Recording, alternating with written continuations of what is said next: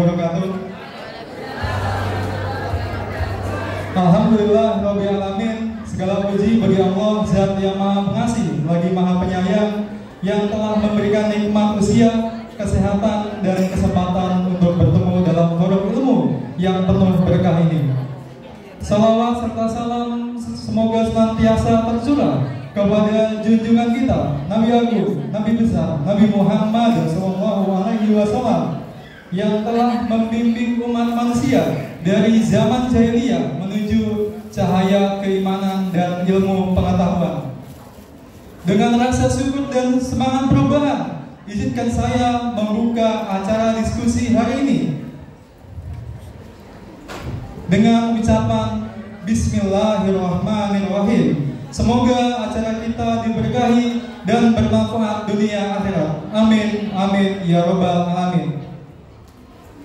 Perkenalkan, saya Abdurrahim Novianto yang pada kesempatan kali ini akan bertugas sebagai moderator yang memandu jalannya diskusi yang insya Allah penuh ilmu, makna, dan inspirasi. Ayah bunda, tema diskusi kita hari ini adalah dari rumah menuju sekolah, dari cinta menuju cita-cita. Tema ini dipilih tentu bukan tanpa alasan, sebab di masa-masa awal sekolah inilah untuk sebagai fondasi karakter dan semangat belajar mulai terbentuk. Kita tidak hanya dituntut secara spiritual, dituntut secara akademik, tetapi juga tangguh secara mental, santun dalam berakhlak. Karena hakikat pendidikan sejati adalah membentuk manusia utuh, berilmu, beriman, dan berakhlak mulia. Ayah bunda yang dirahmati Allah Subhanahu wa Ta'ala, hari ini kita akan mendengarkan materi dari seorang narasumber yang insya Allah sangat menginspirasi. Beliau adalah Ayah Irwan. Beliau adalah seorang pakar parenting di Indonesia, sering disapa Ayah Irwan. Beliau aktif memberikan seminar. Beliau pun aktif menulis buku tentang parenting. Mari kita sambut dan tepuk tangan yang meriah untuk Ayah Irwan.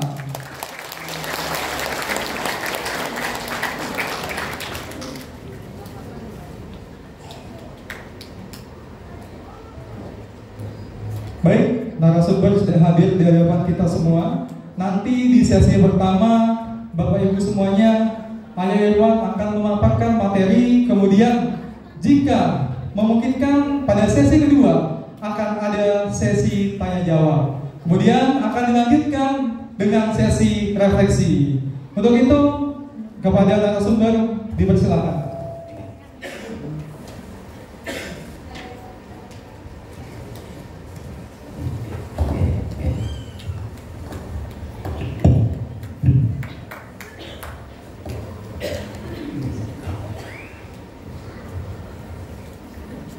Baik, Rahmanirrahim. Assalamualaikum warahmatullahi wabarakatuh. Banyak Pak Ustaz sudah bersedia mendampingi, insya Allah. Ustaz silakan. Kue apa gitu? Saya agak lama ini soalnya.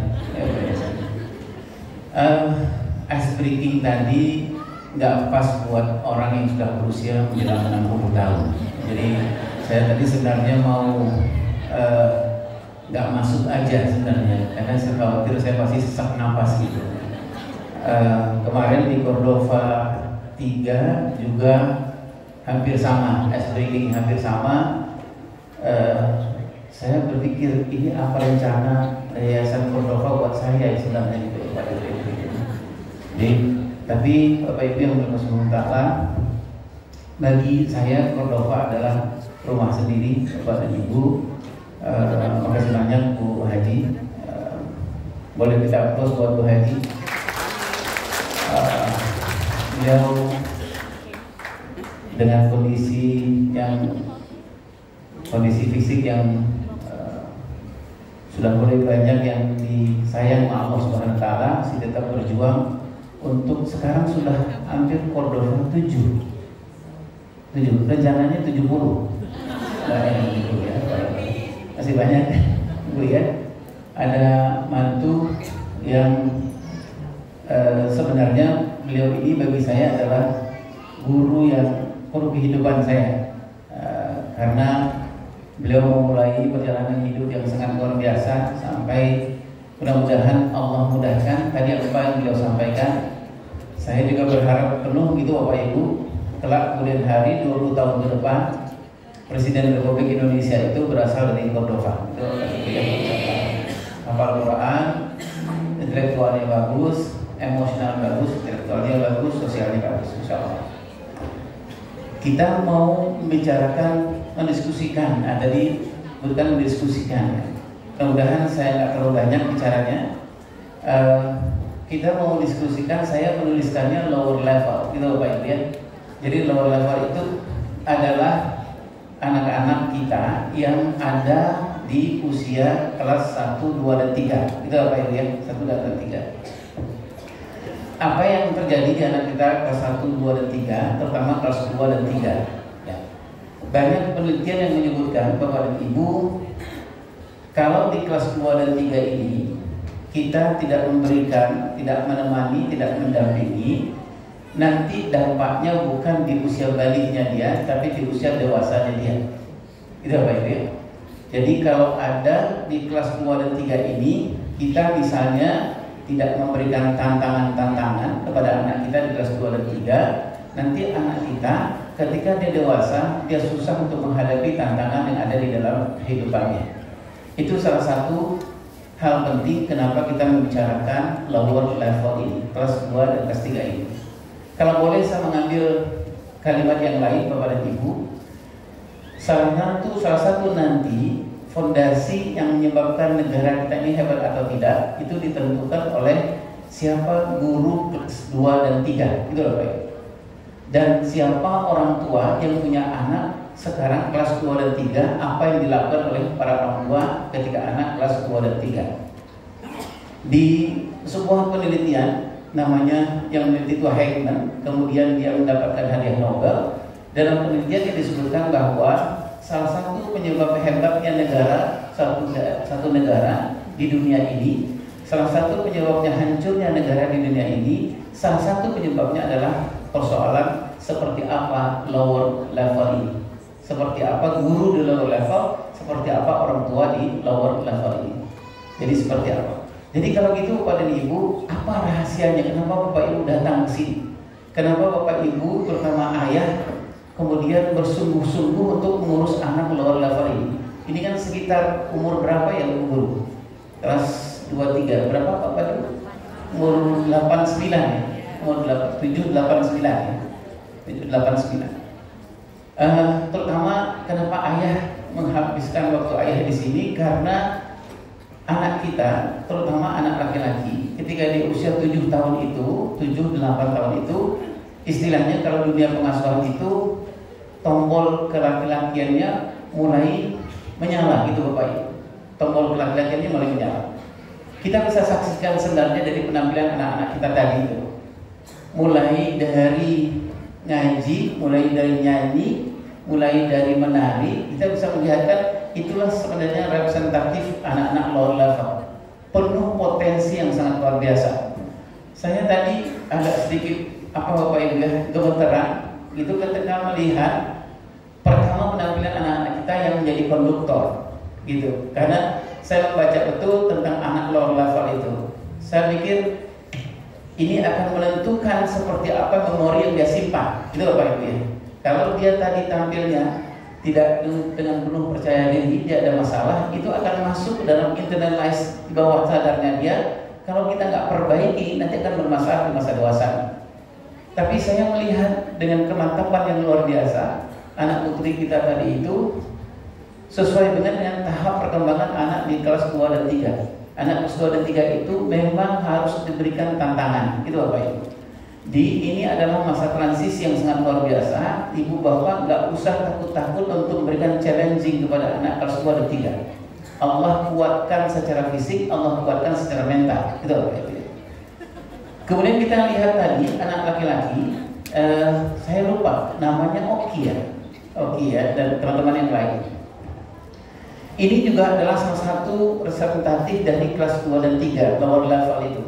Apa yang terjadi terjadi, saya nggak mengira gitu bahwa Oki ketika dia nyanyi dan teman-temannya juga, tapi Oki terlihat bahwa dia memang sangat merasakan dan kemudian dia nangis itu apa ya? Itu adalah potensi yang Allah berikan di lower level. Persoalannya adalah ketika Oki keluar dari kamar ini, keluar dari ruangan ini, siapa yang menyambutnya dia gitu apa ya? Siapa yang mengatakan kepada Oki, makasih anak, kamu adalah anak yang berempati. Itu siapa yang nyambut gitu loh Pak Ibu. Jadi saya ingin mengatakan Bapak Ibu, semuanya potensi yang luar biasa. Anak-anak kita yang nari tadi Bapak Ibu, yang dari Aceh tadi itu bukan persoalan gampang buat anak lower level, terutama anak laki-laki. Anak laki-laki itu di lower level kelas 2 dan 3 emang agak rada-rada karena tombol laki-laki ini sedang nyalanya gitu Bapak Ibu. Bu guru mengatakan nanti tampil ya anak yang rapi. Bapak Ibu lihat tadi dia keringatan. Iya, habis main soalnya. Bapak Ibu habis main. Bagi dia itu nggak ada masalah. Itulah identitas anak lower level itu Bapak Ibu. Nah, baik. Saya ingin mendiskusikan ini dengan Bapak dan Ibu. Kita ngasih judul lah maksa transisi tentukan persepsi. Maksud saya begini, transisi itu di kelas 2 dan 3. Transisi apa? Transisi semuanya Bapak dan Ibu. Transisi intelektualnya, transisi emosionalnya, transisi sosialnya, transisi fisiknya. Itu Bapak Ibu. Persoalannya siapa yang pegang dalam masa transisi ini? Anak bisa berkembang sangat luar biasa secara emosional, anak sangat berkembang secara intelektual, anak sangat berkembang secara sosial. Persoalannya siapa yang pegang ini? Itu Bapak Ibu. Kalau di usia transisi ini, kelas 2 dan 3 ini, secara emosional dia tidak mendapatkan ayah ibunya yang suka menghargai anak, itu Bapak Ibu ya. Anaknya bilang, ayah aku tadi berhasil di sekolah seperti ini. Ayahnya jawab, alhamdulillah, lanjutkan Bapak Ibu. Ini bagi anak-anak kelas 2 dan 3, ini adalah sesuatu ranking yang tidak terlalu baik itu Bapak Ibu. Yang diinginkan apa? Apa Bapak Ibu? Kalau anak kelas 2 dan 3, ujian gitu Bapak Ibu. Tapi ini masa transisi. Kalau Bapak kelas 2 dan 3, terutama anak kelas 3, kalau sekali waktu memuji itu pas, tapi jangan lama-lama terus memuji. Karena anak di usia kelas 3 SD itu umur 9 tahun, dia sudah membutuhkan namanya penghargaan. Penghargaan itu ibu dan bapak tidak lagi memuji, tapi tidak lagi memuji yang konkret, itu Bapak Ibu, tapi bapak sudah memuji prosesnya dia, itu Bapak Ibu.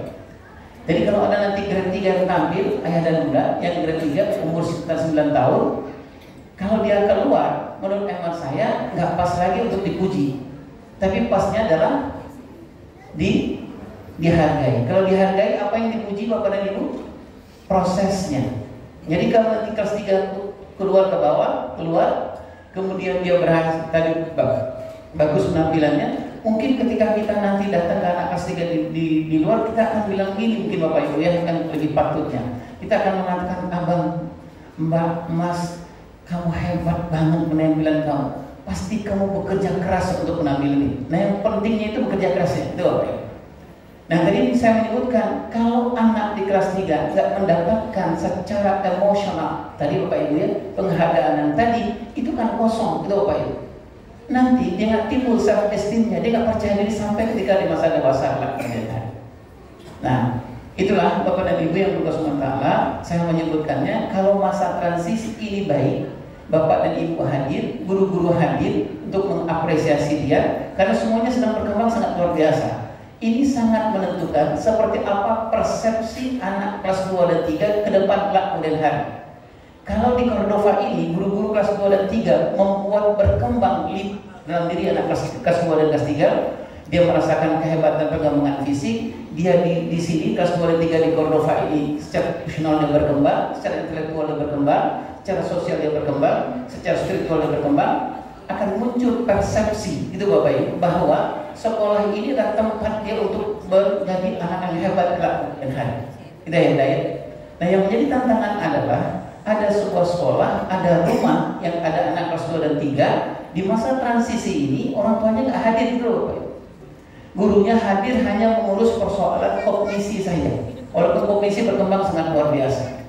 Orang tuanya di rumah ketika dia pulang, orang tuanya tidak menghargai apa yang dilakukan di sekolah, terutama anak kelas 3 itu Bapak Ibu. Kalau anak kelas 2 masih ya 50-50 lah. Ibu memuji, bapak memuji masih nggak ada masalah. Tapi kelas 3 itu bapak dan ibu diharapkan tidak lagi memuji, tapi sudah menghargai karena tahap perkembangannya sangat berbeda. Nah, baik. Ayah bunda yang berkasih Allah, saya di lembaga saya mendampingi beberapa orang bapak dan ibu, orang dewasa yang berhubungan dengan persoalan kesehatan. Dalam setiap hari kami ada sekitar 12, ada kadang-kadang sampai 50 kami mendampingi orang-orang dewasa dengan persoalan kesehatan mental. Apa yang ingin saya sampaikan kepada ibu adalah sebagian besar bapak dan ibu yang bermasalah dengan kesehatan mentalnya itu salah satu ruang kosongnya itu ada di lower level. Itu apa ya? Jadi ada seorang ibu yang nggak bisa menghargai suaminya, ada seorang suami yang susah memuji istrinya. Itu salah satu penyebab yang kosong itu ada di lower level ini. Ada suami yang leletnya luar biasa, ada suami yang tidak bertanggung jawab, ada suami yang gemar sekali untuk flight bukan fight. Banyak penyebabnya. Salah satu adalah di lower level ini, masa transisinya ini tidak hadir, bapaknya tidak hadir, ibunya tidak hadir, sekolah tidak hadir. Maksud saya itu hanya hadir secara fisik, tapi tidak hadir untuk 4 hal yang tadi saya sebutkan itu. Secara emosional anaknya berprestasi, tapi ayah dan ibunya nggak mengucapkan apa-apa, gitu loh bapak. Ya, yang tadi saya contohkan, anaknya mengatakan tadi ayah aku hasilnya hebat menari di sekolah. Ayahnya yang mengatakan tadi, ya nak lanjutkan, baik. Padahal apa yang diinginkan anak di masa transisi ini? Tolong sebutkan ke aku ini pekerja keras atau tidak, gitu loh baik. Dan itu akan merubah, membentuk persepsinya kelak kemudian hari. Saya sebutkan lagi contoh yang lain ayah dan ibu. Mudah-mudahan bapak dan ibu apa yang pernah mendengar ini saya mohon maaf. Saya bantulah salah satu beberapa lembaga negara, salah satunya lembaga yang berusaha dengan korupsi. Salah satu hasil dari kami kepada ibu adalah kenapa orang korupsi di Indonesia. Salah satu penyebabnya adalah masa lower level ini di kelas 2, kelas 1, 2 dan 3, terutama kelas 2 dan 3 itu anak-anak di mana Allah sedang menghebatkan anak-anak, dia mengerti mana kanan, mana kiri, mana atas, mana bawah. Dia nggak mendapatkan orang dewasa di sekeliling dia untuk model. Ini punya siapa, ini punya siapa, gitu loh. Jadi salah satu penyebab orang korupsi di Indonesia ini itu adalah ketika di masa lower level disimulasikan, gitu apa ya? Ini punya siapa, ini punya kamu, ini punya ayahmu. Saya contoh sederhana Bapak Ibu. Ini saya seorang ayah lagi minum, lagi ngetik, kemudian ada minum. Dan kemudian anak lower level saya sedang main-main. Kemudian dia haus, dia ambil minum saya. Ini sederhana nih Bapak Ibu. Sangat sederhana. Dia ambil minum saya. Kalau saya, itu Bapak Ibu, kalau saya tidak terlalu mengerti tentang kondisi anak di lower level secara emosional, secara spiritual, mungkin saya bilang saya nggak peduli itu Bapak Ibu. Dia ambil silakan, itu aja. Tetapi kalau saya mengerti Bapak Ibu bahwa anak di lower level itu betul-betul membutuhkan modeling, ini punya siapa, ini boleh atau tidak, gitu loh. Jadi kalau saya sebagai seorang ayah, seorang ibu yang mengerti bahwa ini pengaruh ketika dia besar kemudian hari, saya akan urus ini, gitu loh Pak. Kalau dia ambil botol minum saya pegang. Kemudian saya bilang apa ke anak saya? Maaf Bang, ini punya siapa? Gitu ya. Ini punya kamu atau punya ayah? Nah, kalau saya biarkan ini sekitar hanya terjadi 5 kali, sekitar 10 kali, itu nggak ngaruh ketika dia besar Bapak dan Ibu. Tapi kalau ini sudah terbiasa dalam ilmu karakter lebih dari 15 kali, kelak ketika dia dewasa, dia sedang saya siapkan menjadi embrio koruptor besar kelak kemudian hari. Apa sebabnya? Karena persoalan di lower levelnya secara emosional saya nggak memberikan stimulasi dan simulasi. Baik, Bapak Ibu yang diberkahi Allah SWT,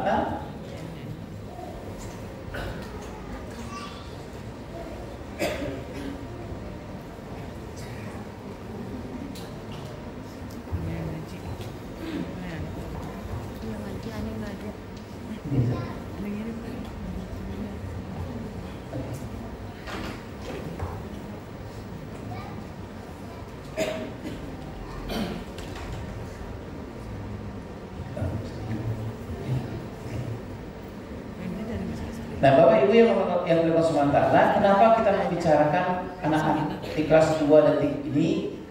Ada beberapa alasan. Satu alasan adalah tuliskannya di sini masa kritis, masa transisi. Gitu Bapak Ibu ya, masa yang kritis. Kenapa saya menyebutkan kritis, ayah dan bunda? Tadi saya menyebutkan hampir semua penelitian di dunia keayahan, di dunia parenting, salah satu penyebab orang dewasa nanti karakternya tidak terlalu baik adalah ruang kosong di lower level ini. Gitu Bapak Ibu. Salah satu kelak kemudian hari ada persoalan yang kita menjadi seorang suami, salah satu penyebabnya adalah kenapa kosong stimulasi dan simulasi di lower level ini. Ada beberapa masa yang mungkin kita harus antisipasi buat anak-anak kita kelas 2 dan 3. Bapak dan Ibu, di kelas 2 dan 3 ini adalah menuju masa belajar. Bapak Ibu ya, kalau di kelas 1 ke bawah, TK ke bawah, masa yang lebih banyak disebut dengan masa bermain. Gitu Bapak Ibu ya. Tapi ini ada transisinya ya udah. Anak-anak kalau kelas 1 ke bawah, kelas TK PAUD ke bawah, mungkin salah satu cara kita memasukkan nilai itu adalah lewat bermain. Sekarang anak-anak kelas 2 dan 3 kalau megang buku itu sudah mulai laptop gitu loh Bapak Ibu. Tapi kalau kelas 1 PAUD, TK dan lain itu kadang-kadang dia baca buku kemudian dia lepas. Tapi potensi yang Allah berikan di anak-anak kelas 2 dan 3 ini adalah kalau dia baca buku dia mulai laptop gitu loh Bapak. Dia mulai mencari makna apa yang dia baca gitu loh Bapak. Mungkin Bapak Ibu pernah mengalami anak 2 dan 3 kalau bawa ke toko buku. Kalau dulu waktu dia TK, dia nggak peduli cover buku itu mau seperti apa, dia nggak beli gitu Bapak Ibu. Yang penting ini cakep, ini bagus warnanya. Tapi anak kelas 2 dan 3 Bapak Ibu, karena proses belajarnya Allah mulai tumbuhkan kognisinya berkembang luar biasa. Rasa curiosity-nya berkembang sangat luar biasa. Nanti kalau ibu bawa ke toko buku, bapak ke toko buku, nanti kalau dia ngelihat rak-rak buku, dia mulai tuh Bapak Ibu, mulai dia tanya tuh, kenapa ini siapa Bu? Ini kenapa ini gitu loh bunda gitu. Kalau bunda bawa beli apa di rumah atau ayah beli apa di rumah, nanti mulai pertanyaan. Karena apa bunda? Allah sudah memberikan kepada anak 2 dan 3 itu kemampuan belajar, itu Bapak Ibu. Maka ayah dan bunda yang melakukan sementara nanti di kelas 3 kita akan mengalami transisi di sekolahan di Cordova. Nanti akan ditempatkan kalau guru-guru yang kelas 1 ke bawah, guru-guru yang memang sangat lincah sekali gitu loh Pak Ibu. Ya. Tapi kemudian masa transisi kelas 2 kelas 3, terutama kelas 3, nanti guru-guru adalah guru-guru yang ditempatkan yang dia sangat ahli dalam persoalan coaching. Gitu Pak Ibu ya. Karena di umur itu, di umur dia kelas 3 terutama, anak-anak akan belajar banyak, timbul pertanyaan, timbul rasa ingin tahunya. Jadi di saat itu guru yang hadir adalah guru yang jangan banyak bicara tapi banyak bertanya. Itu mudah ya. Karena anak-anak sedang belajar, sedang semangat. Misalnya apa? Dia tanya soal ini. Kalau guru bukan seorang coach yang baik di usia itu, nanti guru dia bilang, ini kenapa Pak Guru? Ini kenapa warnanya ini? Pak gurunya nanti akan menerangkan. Itu Bapak Ibu, setengah jam akan diterangkan. Sebenarnya ini nggak pas buat anak-anak kelas 3. Itu Bapak Ibu. Karena apa? Anak-anak akan belajar justru bukan dari ceramah, tapi dia belajar dari apa yang rasa ingin tahunya. Kemudian gurunya mengatakan, menurut abang gimana? Itu Bapak Ibu. Menurut abang gimana? Abang pernah baca buku ini nggak? Nah seperti Bapak dan Ibu di rumah, Bapak kalau nanti di kelas 2 dan 3 atau nanti masuk kelas 3 anak-anak, Bapak terutama, Bapak nggak usah banyak bicara. Itu Bapak Ibu. Bapak lebih banyak bertanya. Itu Bapak Ibu, lebih banyak bertanya. Misalnya apa? Dia bilang, ayah pulang dalam bekerja. Kemudian anak kelas 3 nanya, ayah capek ya? Ayah nggak usah curhat. Ya inilah nasib nak, gitu ya. Bekerja susah, apa susah gitu. Enggak, itu nggak cocok buat anak kelas 3. Karena nanti anak kelas 3 akan bilang, itu derita lo. Tapi apa yang paling cocok buat anak kelas 3? Ayo balikin. Gitu ya, balikin. Menurut abang kenapa ayah lelah? Gitu apa ya? Karena apa? Ini masa dia belajar. Itu Bapak Ibu. Semuanya Allah tumbuhkan. Curiosity-nya sangat tinggi itu Bapak Ibu. Keingin tahuannya sangat tinggi. Itu Bapak Ibu ya. Semangatnya sangat tinggi. Fisiknya berkembang luar biasa. Emosional berkembang luar biasa. Tadi kita melihat kepada diri. Sedikit kita kasih kesempatan itu Bapak Ibu, itu akan lewat tuh bagian anak kelas 2 kelas 3, terutama anak kelas 3. Dia mampu untuk memimpin Bapak Ibu. Tadi saya udah tekan Bapak Ibu. Ini gimana ya? Gitu. Tapi saya ingat Muhammad Al-Fatih dulu umur 19 tahun memimpin 250.000 orang. Dia bilang gitu. Saya anak perempuan, kemudian badannya juga terlalu besar, Bapak Ibu ya, dia bisa memimpin 2 lagu lagi Bapak dan Ibu ya. Dan itu dia tak lihat di sini. Kan ada anak-anak memimpin gini Bapak Ibu ya. Gitu. Tapi dia begini. Apa artinya Bapak Ibu? Berarti ada di Cordova guru yang mengerti bahwa anak memang senang ingin belajar. Kalau itu kasih tuntutan dia untuk belajar. Gitu. Baik. Jadi ayah bunda tadi Ustadz menyebutkan bahwa stimulasi kemampuan literasi dan numerasi menurut saya basicnya, konsepnya harus dikuatkan di kelas 2. Karena nanti kelas 4, 5, dan 6 dia akan banyak menghadapi persoalan yang berhubungan dengan literasi dan numerasi. Angka menurut saya itu apa? Misalnya contohnya ini, kelas 2 dan 3 menurut hemat saya kepada ibu saya, Ustadz mohon maaf nanti guru-guru Pak Bandung dan lain-lain. Kelas 2 dan 3 menurut hemat saya numerasi itu angka-angka itu diselesaikan konsepnya. Jadi bukan persoalan kita menghafal gitu Bapak Ibu ya, 1 tambah 1 sama dengan 2. Itu nggak terlalu susah. Yang perlu kelas 2 dan 3 terutama kelas 3 mengetahui adalah bahwa kalau 1 ditambah 1 itu hasilnya 2. 2 itu apa? Bertambah gitu ya Pak ya, konsepnya bertambah. 2 itu kan konsepnya bertambah. Itu 1 digabung dengan 1 akan menjadi 2. Artinya apa? Nanti anak kelas 3 sudah sangat pas kalau kita membicarakannya tidak lagi dengan angka. Tapi kita akan mengatakan kalau ayah dengan mama,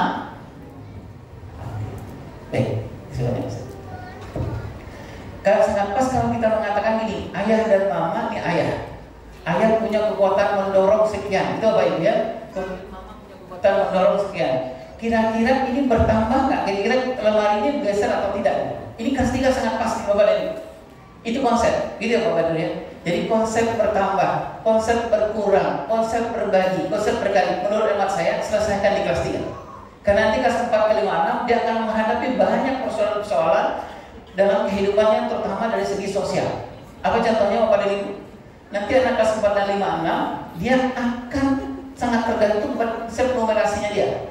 1 tambah 1 sama dengan 2. 1 punya saya, 1 punya Ustadz, itu akan tadi 2 jadi 2, tapi bukan milik saya. Gitu. Kelas 4, 5, dan 6 dia akan berhadapan dengan dunia nyata sebenarnya. Benar. Artinya apa? Ketika konsep numerasinya bagus, itu Bapak dan Ibu, kalau nanti dalam kehidupan sehari-hari dia nggak akan gampang ngambil punya orang itu loh Pak. Dia nggak akan gampang misalnya kalau dia pergi ke halaman orang terus ada buah jatuh gitu loh Pak Ibu ya. Dia nggak akan ngambil mengatakan ini punya saya, bukan gitu Pak Ibu. Tapi apa yang dia katakan? Ini memang 2, tapi bukan punya saya dua-duanya. Ini salah satu akibat dari konsep numerasi yang bagus di kelas 3S. Kemudian literasi. Tadi Ustadz menyebutkan bahwa akan digalakkan literasi di Cordova ini. Bapak dan Ibu kalau saya rangsanglah stimulasi ini, jangan pernah berhenti buat anak-anak kelas 2 dan 3. Apa contohnya ayah Iwan? Bapak membaca, kemudian Bapak bacakan kepada anak-anak. Gak apa-apa, Bapak Ibu. Kalau Bapak mau diskusi kepada anak-anak, silahkan berdiskusi. Bapak mau tanya apa saja, terus kemudian anak nanya. Misalnya gini, ayah, maksudnya kalau bendera Indonesia itu siapa? Kenapa kita harus pakai bendera Indonesia? Ayah di saat umur kelas 2 dan 3, menurut saya jangan langsung jawab, terutama anak kelas 3. Ayah bisa bilang, abang kita cari yuk, gitu loh Pak. Itu literasi. Ayah bunda ya. Bayangkan kalau ini ayah dan bunda, bapak dan ibu sepakat dengan pihak sekolah juga sepakat. Kebayanglah seperti apa pengetahuan anak, seperti apa daya literasi anak-anak kita kalau seluruhnya sekolah dan rumah merangsang proses stimulasi literasi ini. Baik, ayah dan bunda yang berkah. Yang kedua adalah kognisi sangat cair. Bapak Ibu mungkin sudah merasakan tentang guru-guru betapa kemampuan anak untuk berpikir, kemampuan rasa ingin tahu anak-anak sangat berkembang luar biasa. Ya bunda ya. Ini saya menyebutkan proses kognisi ini sedang berpindah antara stimulasi dan simulasi di usia kelas 2 dan 3. Maksud saya ini. Jadi kalau kognisinya anak-anak dari kelas 1 ke bawah, dia tanya kepada ayah, ya ini kenapa sih es ada uapnya, ada asapnya gitu apa ya? Kalau kelas 1 ke bawah, mungkin ayah akan segera membantu, ibu akan segera membantu. Carikan literaturnya, kemudian cari contohnya. Tapi ketika kelas 2, kelas 3 ke atas, proses untuk menghebatkan kognisi menurut hemat saya ganti dari stimulasi menjadi simulasi. Kalau simulasi gimana Bapak Ibu? Apa kuncinya? kita, dia tanya sama kita, jangan dijawab. Apa artinya? Kalau ditanya sama kita, balikin ke dia. Itu Bapak Ibu ya. Karena apa? Karena amanah Allah, Allah memberikan kemampuan rasa ingin tahu yang sangat luar biasa. Sayang kalau Bapak dan Ibu, anak kelas 2 dan 3, tapi Bapak hambat potensi fitrah yang Allah berikan ini. Dia tanya sama ayah dan bunda anak kelas 3, ayah, kenapa sih ya sekarang musim panas, kenapa di Indonesia nggak ada musim dingin, nggak ada musim ini gitu ya. Kalau anak kelas 3 ayah dan bunda, hemat saya, ayah gantilah peran ayah, tidak lagi menjadi seorang teacher. Oh ini nah, ayah baca dulu begini-begini gitu. Itu nggak pas, itu apa ya? Yang pasnya adalah ganti perannya menjadi seorang coach gitu. Kalau seorang coach itu nanya gitu Bapak Ibu, menurut abang tahunya seberapa? Sama nanti Bapak Ibu dia akan tanya. Anak kelas 2 kelas 3 itu kan nanya soal spiritual. Tuhan itu seperti apa sih ayah? Itu Bapak Ibu. Jadi kalau ayah dan ibu jawab nih Bapak Ibu, khawatirnya nggak nyambung dengan anak kelas 2 dan 3. Itu Bapak Ibu. Pernah kejadian kan gini Bapak dan Ibu, ada anak yang bertanya tentang Tuhan, kemudian ibunya pusing. Akhirnya ibunya menjawab, sebentar nak, ibu akan istighfar dulu, istighfar 3 kali itu. Akhirnya ibunya menjawab, anaknya tambah pusing karena yang jawaban ibunya itu dia nggak ngerti pertanyaan itu, dia nggak sedalam itu yang dia inginkan gitu loh Bapak. Bapak Ibu pernah mendengar cerita ada seorang anak yang kemudian bilang sama ibunya, Bun, aku dari mana sih asalnya? Pernah dengar ibunya? Kemudian ibunya itu karena anaknya di usia itu harusnya dibalik nanya tuh enggak, kamu pengetahuan kamu tentang kamu berasal dari mana sampai mana gitu loh Pak. Tapi ibunya merasa bahwa dia harus jawab ini. Kemudian dia bilang ke anaknya, nah sebenarnya itu rahasia, kamu belum cukup umur untuk mengetahui kamu asalnya dari mana gitu. Anaknya Bapak Ibu curiosity sedang tinggi-tingginya. Apa kata anaknya? Aku nggak akan pergi bermain, aku nggak pergi keluar kalau ibu nggak jawab akunya asal dari mana. Kemudian ibunya bilang, oke lah nak, istighfar 3 kali. Itu apa? Astagfirullahaladzim. Alhamdulillah. Waktu itu malam Jumat, hujan dari. Kemudian laki-laki yang bernama ayah begitu, gitulah kok, hampir setengah jam. Cerita yang dibanderol 18 tahun ke atas itu didengar oleh anak lower level yang secara emosional, secara kognisi dia nggak butuh itu gitu loh Pak. Dan harusnya ibunya kembaliin ke dia. Setelah setengah jam bercerita, ibunya bilang, gimana nak? Kalau tadi anak yang berkeringat, sekarang ibunya keringat dingin gitu Pak. Anaknya bilang, aku nggak ngerti Bun. Ya Allah, semuanya sudah saya buka, kata ibunya, kamu nggak ngerti gitu. Maksud kamu apa? Harusnya pertanyaan maksudnya apa itu di awal, itu Bapak Ibu ya, karena yang tadi saya anaknya dengan santai bilang, aku kan gini Bun, tadi ada temanku yang di komplek yang baru datang itu, dia bilang, aku berasal dari Brebes, kamu asalnya dari mana? Jadi ini sangat sederhana sekali kita ya, tapi salah terlakukan. Baik. Kemudian yang ketiga, Bapak Ibu yang berdoa sementara, masa kritis, masa transisi itulah masa pembentukan karakter. Terutama yang paling menurut anak saya, yang paling didahulukan untuk anak kelas 2 dan 3 itu kita menyebutnya 2 ini. Nanti kita melihat bagaimana cara pembentukan ini. Empati dan kontrol diri. Empati dan kontrol diri itu seperti yang Bapak Ibu ketahui adalah biangnya kecerdasan emosional. Itulah sebabnya kalau kita lihat ke sekolah ke Jepang kemana-mana itu Bapak Ibu, selalu saja sebelum proses KBM dimulai 3 bulan 2 bulan, empati dan kontrol dirinya harus selesaikan dulu pada anak-anak. Itu ya Bunda ya. Karena apa? Nanti akan persoalan bagi anak-anak kelas 2 dan 3, dia nggak pernah dilatihkan empati dan kontrol diri. Nanti kelas 4, 5, 6 dia nggak punya empati yang kuat. Ada bully, gitu loh Bapak Ibu ya, nggak punya kontrol diri yang kuat, nanti dia akan menjadi raja bagi adik kelasnya. Itulah sebabnya kenapa lower level itu untuk secara emosional, menurut hemat saya, wajib Bapak dan Ibu atau teman-teman di sekolahan melatihkan 3 hal terutama 2 hal, 2 kecerdasan emosional. Yang pertama adalah empati, yang kedua adalah kontrol diri. Yang ketiga itu namanya suara hati. Tapi hampir semua para ahli menyebutkan buat lower level yang wajib kita ajarkan, kita latihkan skillnya adalah empati dan kontrol. Baik. Kemudian Bapak dan Ibu, pembentukan karakter ini, kenapa kita bicarakan anak lower level? Saya tuliskan di sini, kita perlu mulai merancang parenting partnership. Tidak benar ya? Apa yang dilakukan ibu, apa yang dilakukan ayah, dan apa yang dilakukan oleh sekolah. Dan menurut saya di lower level ini benar-benar harus ada satu meja, duduk satu meja jawabannya. Benar-benar kita bicarakan pembentukan karakter di rumah seperti apa, pembentukan karakter di sekolah seperti apa, pengenalan empati di rumah seperti apa, pengenalan kontrol diri di sekolah seperti apa. Kenapa Bapak dan Ibu, anak-anak dalam usia upper lower level ini adalah pembentukan karakter building yang sangat luar biasa. Artinya apa Bapak Ibu? Kalau saya mengibaratkan tanah liat, ini tanah liat ini segera akan dibentuk tergantung seperti apa yang membentuknya. Ini ada di lower level.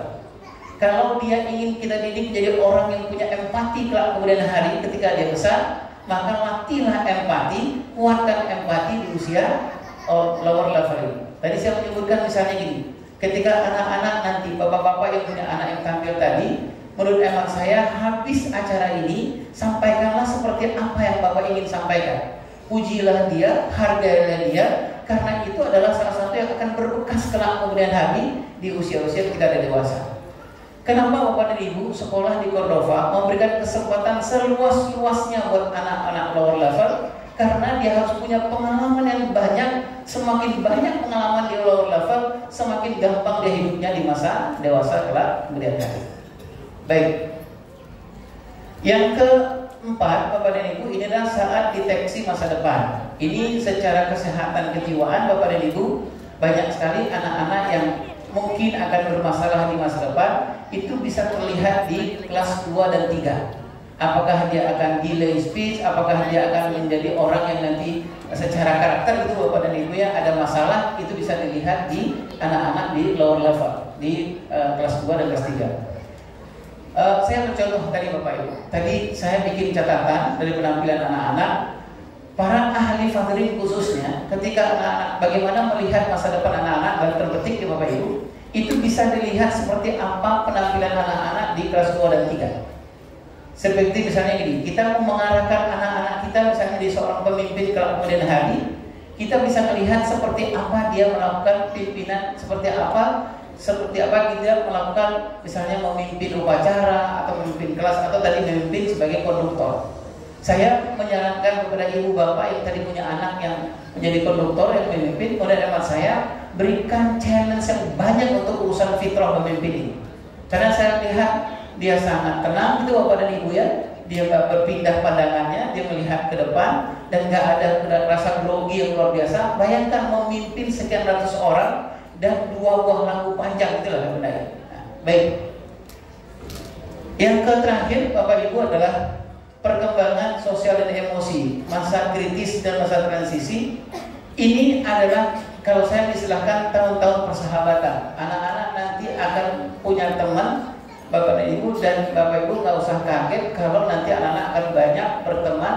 Karena berteman di usia kelas 2 dan 3 ini adalah sesuatu sama seperti anak-anak bermain di usia kelas 1 SD ke bawah. Bagi dia berteman itu sesuatu yang sangat luar biasa. Nanti mungkin Bapak dan Ibu akan kaget kalau apa-apa urusannya sama teman. Tidak Pak ya.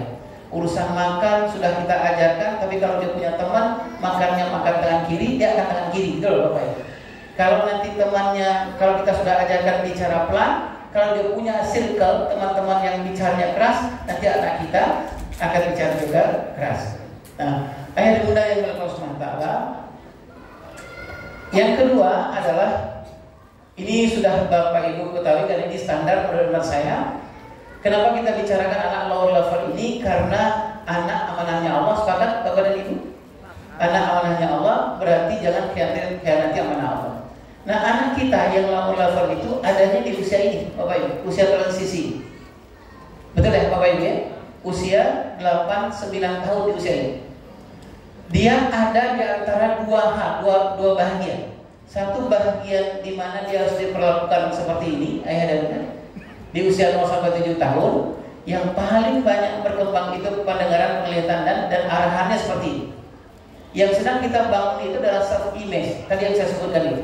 Kalau anak bapak kelas 2, sangat pas kalau dia berhasil, bapak dan ibu memujinya, sangat pas. Dengan mengatakan bahwa, nak, kamu hebat sekali, itu Pak, kamu hebat mewarnai. Tapi bapak dan ibu yang berdoa SWT, kalau nanti anak bapak ibu masuk ke tahapan yang ini, kelas 3 bapak dan ibu, ini sudah masuk ke tahapan yang tahap perkembangan yang kedua. Ini yang sedang dia butuhkan adalah harga diri. Itu Bapak Ibu ya. Kalau anak di usia ini yang dibutuhkan adalah citra diri. Anak berbuat apa saja di kelas 1 ke bawah, ibu dan bapak jangan pernah lalai untuk memberikan pujian. Dia datang ke ibunya lagi masak-masak dan bilang, "Bun, aku boleh bantu nggak?" Bunda bilang, "Ya Allah nak, makasih, kamu adalah anak yang suka membantu." Itu Bapak Ibu ya. Tapi kalau anak bapak ibu sudah mulai kelas 3 SD, apa tadi yang kita bilang Bapak Ibu? Karena targetnya itu adalah self esteem, harga diri gitu loh Bapak Ibu. Kalau harga diri jangan dipuji yang konkretnya seperti anak kelas 1 ke bawah. Yang dipuji itu adalah prosesnya.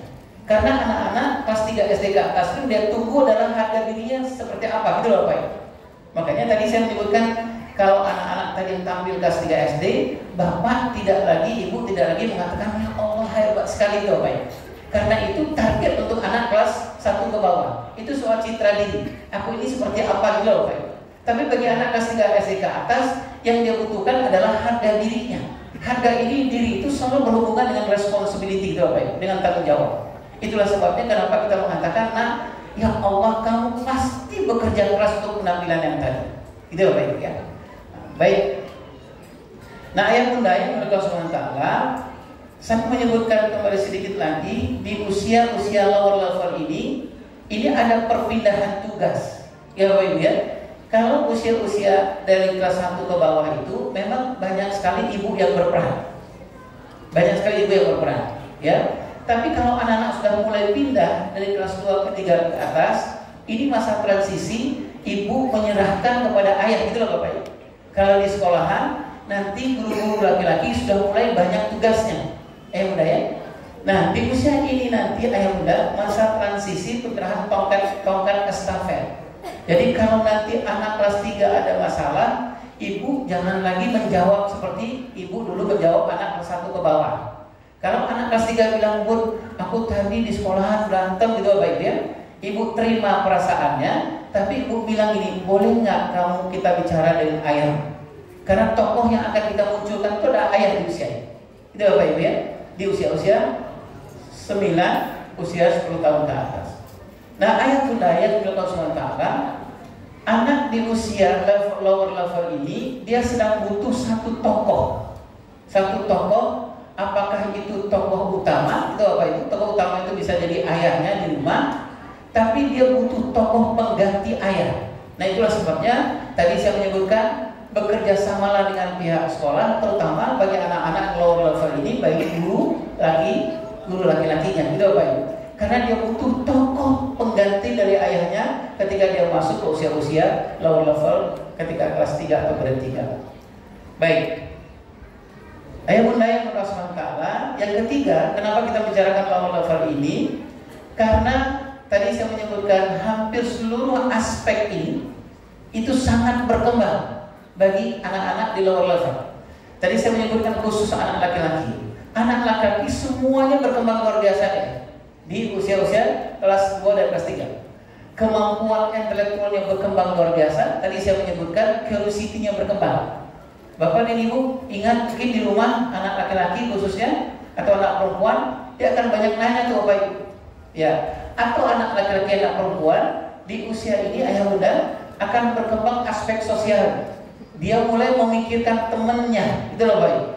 Kita kasih uang jajan misalnya 10.000, 7.000 misalnya kepada anak laki-laki, pulang dari sekolah dia bilang, "Bun, boleh nggak aku jajan lagi?" "Uang jajan udah habis nak, yang 10.000 udah habis." "Udah Bun, jajan apa aja?" Gitu Bun. Aku kasihin ke temanku, gitu loh ya. Apa itu Bun? Kenapa dia ngasih ke temannya? Karena potensi sosial mulai berkembang sangat luar biasa. Bunda dan ayah nggak usah marah itu Bapak Ibu. Kita berarti bersyukur karena secara normal anak kita di kelas 2 dan 3 secara sosial berkembang luar biasa. Baik Bunda ya. Kemudian perkembangan spiritual. Tadi saya sudah menyebutkan ayah dan bunda. Ini bagi anak laki-laki khususnya, ini perkembangan spiritualnya sama seperti dia umur 7 tahun, umur 8 tahun. Puncak perkembangan spiritual yang sangat luar biasa. Siapa yang dibutuhkan ayah dan bunda di sini, terutama anak laki-laki, adalah ayah. Kalau saya mengusulkan Bapak dan Ibu punten ya, Bapak dan Ibu yang berkuasa Allah, bagi anak lower level ini, dia pagi-pagi, kalau saya mengusulkan bapak-bapak khususnya, terutama anak laki-laki, jangan lagi sholat subuh di rumah gitu loh Bapak Ibu. Dia sudah butuh modeling, Bapak Ibu. Bagaimana laki-laki itu beragama seperti apa? Saya mengusulkan kepada bapak-bapak, tunjukkanlah kepada anak laki-laki di lower level ini seperti apa laki-laki itu beragama. Saya beri contoh Bapak Ibu.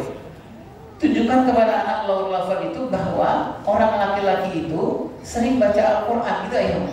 Tunjukkan kepada anak laki-laki di usia lower level ini bahwa orang laki-laki itu menyelesaikan persoalan, menolong orang, membantu orang, kemudian tilawah, sholat malam. Kalau saya mengatakan ke bapak dan ibu, khusus bagi anak lower level ini kelas 2 dan 3 dan laki-laki, tolong terutama bapak-bapak nggak apa-apa agak sedikit show off soal spiritual, gitu loh Pak.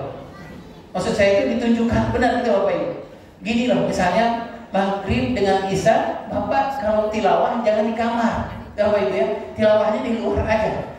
Karena anak laki-laki sedang butuh modeling gitu Bapak Ibu. Saya mengatakan gini, Bapak nggak usah tawaduk lah gitu Bapak Ibu di depan anak laki-laki. Jadi misalnya tilawah, Bapak di kamar, gitu Bapak Ibu. Nah menurut saya untuk level dia nggak cocok nih ayah. Kalau Bapak ingin berinfak, nauzubillah zalik, di luar kita ria dan takabur, menurut hemat saya libatkanlah anak lower level untuk berinfak. Tidak baik ya. Kalau Bapak ingin peduli sama orang, ayah dan ibu peduli dengan orang, show off kepada anak kelas 2 dan kelas 3. Baik. Ayah dan bunda yang berkata SWT, ini contoh saja Bapak dan Ibu, gak usah dihafal karena jadi masalah nanti Bapak Ibu. Ini contoh saja bagaimana kita perkembangan anak-anak low level secara kognisi, pikiran yang menyerap mulai kuat, penjelajah intelektual. Ini guru-guru di kelas 2 dan 3 sering sakit jantung nih Bapak Ibu, karena dia nanya terus, dan dia kejar terus Bapak Ibu. Ini kenapa Pak Badrul, Ustaz? Kenapa begini? Ustaz Badrul kenapa? Kenapa nggak senyum? Kenapa nggak ini? Itu loh Pak, dia akan kejar terus ya. Maka siap-siaplah guru untuk menjadi seorang coach kita ya Bunda ya. Jangan marah nih di usia-usia ini. Jangan sampai anak bilang, Pak Guru, Ustaz, Mister, harus begini, kenapa harus begini gitu. Gini nak, ini begini. Kenapa harus begini gitu. Nah, ada hadis Rasulullah mengatakan diam adalah emas gitu. Jadi sudah frustasi gurunya, akhirnya guru mengatakan gitu. Dan nggak terlepas pada anak. Baik. Ini semua sudah bisa abstraksi dan imajinasi berkembang. Bapak Ibu sudah bisa ngomong dengan anak kelas 2 dan 3. Misalnya gini, kamu nanti nak supaya nggak macet ke sekolah, kamu nanti diantar oleh tukang gojek, nanti lewat jalan tikus saja. Itu bisa Pak, apa itu? Tapi kalau anak satu ke bawah dia belum bisa ngerti. Ketika ibunya bilang macet nak sampai ke sekolahan kamu terlambat, nanti bapak gojeknya akan bawa kamu ke sekolah jalan tikus, nggak mau sekolah nih, karena dia belum berkembang abstraksi dan imajinasinya. Itu ya, baik. Kemudian ini contoh ayah bunda yang kita lakukan, bebaskan rasa ingin tahunya, dalam tanda petik ya Bapak Babu, bebaskan rasa ingin tahunya, eksplorasi kekuatan kognisi. Tadi sudah saya sampaikan ya Pak Ibu ya, kalau dia bertanya nggak apa-apa Pak, ditanya balik aja. Mas, ayo kita cari yuk yang Mas tanya itu apa, gitu Bapak Ibu. Dia eksplorasi aja. Kemudian bimbinglah pertanyaan kenapa dan bagaimananya. Kemudian saya sosial, tadi sudah saya jelaskan, dia mulai berteman. Nanti teman itu nanti dibagi-bagi, Bapak Ibu. Ada teman itu hanya sekedar untuk persahabatan saja. Waktu dia sedih dia akan kembali kepada teman satu orang. Itu Bapak Ibu. Kalau untuk gembira dia akan pergi kepada teman yang lain. Kemudian mulai latih percaya diri, beri kesempatan dapatkan idola baru di luar. Bapak Ibu, pula anak lower level nggak usah tersinggung kalau dia mulai menyebut-nyebut nama Mr. Badru, Mr. ini yang lain kalau di rumah kita. Itu apa itu? Bagusnya sih makan begini mas. Kemudian anak lower level kita bilang enggak, kata Pak Guru nggak gitu cara makan itu apa itu? Apa aja sudah mulai ada idola selain dari bapak dan ibu. Nah ini fisik ayah dan bunda, perkembangannya ini yang harus kita lakukan. Emosional mulai memantaskan diri dengan luar. Apa ini emosional memantaskan diri? Sudah memantaskan diri seperti temannya gitu loh baik. Kalau mau berbicara nanti gayanya tidak lagi gaya seperti dia akan terpengaruh dengan gaya teman yang berbicara. Kemudian ayah bunda tadi saya sampaikan anak lower level ini salah satu yang harus kita lakukan kepada anak secara spiritual tentang membedakan mana yang pantas, mana yang tidak karena sudah berkembang di umur-umur ini. Baik. Nah, apa yang harus kita benahi untuk temani lower level ini, ayah dan bunda? Seperti biasa, 3 hal secara standar di parenting itu: membenahi relasi spiritual, membenahi relasi pernikahan, dan membenahi relasi pengasuhan. Kenapa kita membenahi relasi spiritual? Anak kelas 2 dan 3 itu masa kritis pembentukan nilai spiritual. Gitu ya bunda ya? Masa dimana dia harus dilatih membedakan mana punya dia, mana punya orang. Gitu Bapak Ibu ya. Kalau saya mengusulkan kepada Bapak dan Ibu, kalau apa-apa di rumah menurut rumah saya punyanya ayahnya, minum ayahnya diambil oleh anak upper level ini, menurut anak saya ini harus diurus. Gitu ya Bunda ya. Karena umur ini secara spiritual dia berkembang sudah sangat luar biasa sekali. Tadi saya menyebutkan dia sudah bisa mengenal mana kanan, mana kiri, mana atas, mana bawah. Gitu ya Bunda. Saatnya kita untuk menyampaikan kepada anak-anak, ini punya kamu, ini punya ayah. Ini hak kamu, ini hak ayah. Baik. Kemudian termasuk ayah bunda adalah menjelaskan soal kejahatan dan kebaikan. Ayah bunda ya, kalau ada dia nonton TV, ayah bunda kalau anak-anak yang kelas 1 ke bawah dia nggak terpeduli dengan urusan ini. Tapi kalau anak-anak yang lower level kelas 2, kelas 3, terutama anak kelas 3, dia sudah sangat ingin ditunjukkan mana yang jahat, mana yang baik. Yang kedua, ayah dan bunda, benahi relasi spiritual itu kenapa? Karena lower level akan contoh sikap spiritual dari orang tuanya, terutama ayah. Tadi saya menyampaikan kepada ayah, punten ya ayah, kalau sholat subuh, bapak dan ibu punya anak 2 dan 3, terutama anak laki-laki, menurut anak saya jangan di rumah. Karena dia akan copy paste ayah. Cara ayah beragama itu seperti apa?